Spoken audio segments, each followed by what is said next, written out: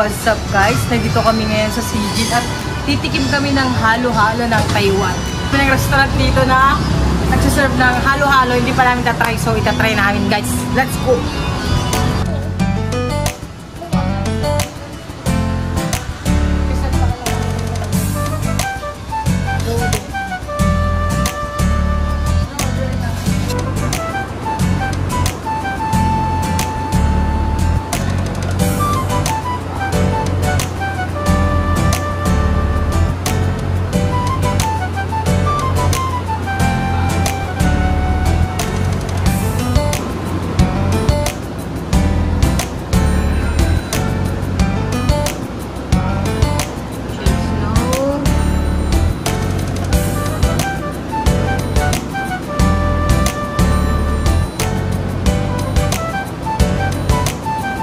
Nakapili na kami na kakainin namin halo-halo na try namin. Let's go! All the time.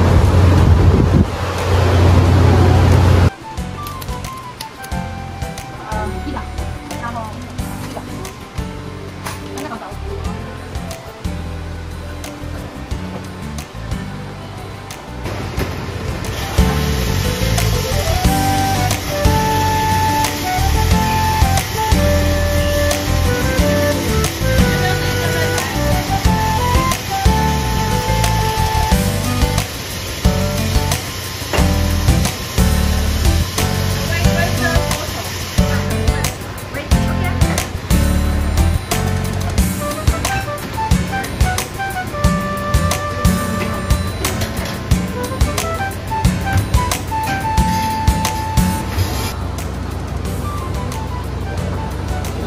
Wow! Guys, ito na yung ma-order namin guys. Let's go, tayo na natin.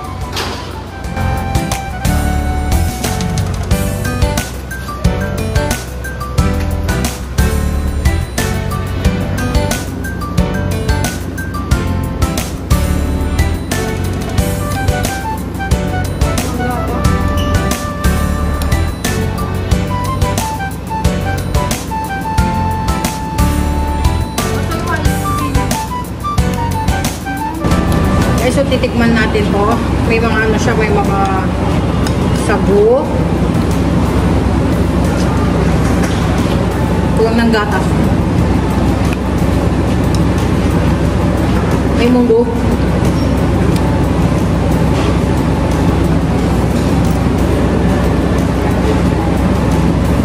May gabi.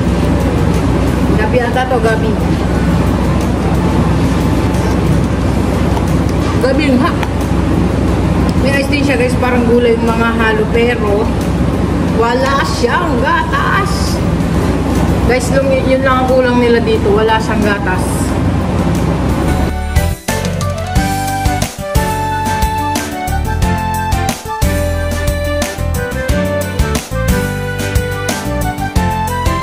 Yun na yung pagkain to guys, to. Ang bilis nag-melt yung pagkain to guys, to.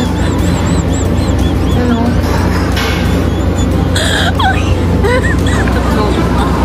So, masasabi ko lang guys dun sa napili ko halo-halo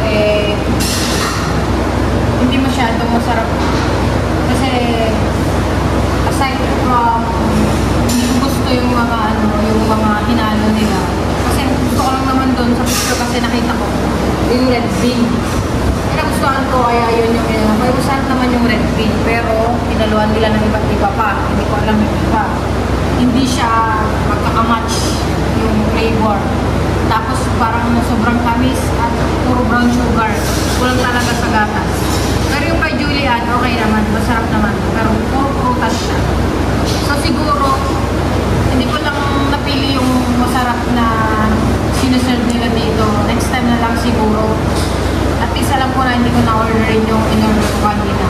Yun lang guys. Pero overall, okay naman. Okay. Kung i-rate ko siya ng ng 1 to 10, i-rate ko siya ng 1 to 10. Nasa, yung kinain ko nasa nasa parang 6, 6 lang. Or 5, 6 or 5. Ikaw, Julian? Yung sa akin, 10. 10, yeah. Yung sa kanya 10, masarap. Healthy na, Kasi mga prutas nga. Tapos May ice may ice cream. cream pa siya. Yun yung nagpa-creamy dun sa halo-halo. Kaya siguro next time alam ko na yung orderin ko. Yun lang guys. At least, na-try natin. Diba? Okay.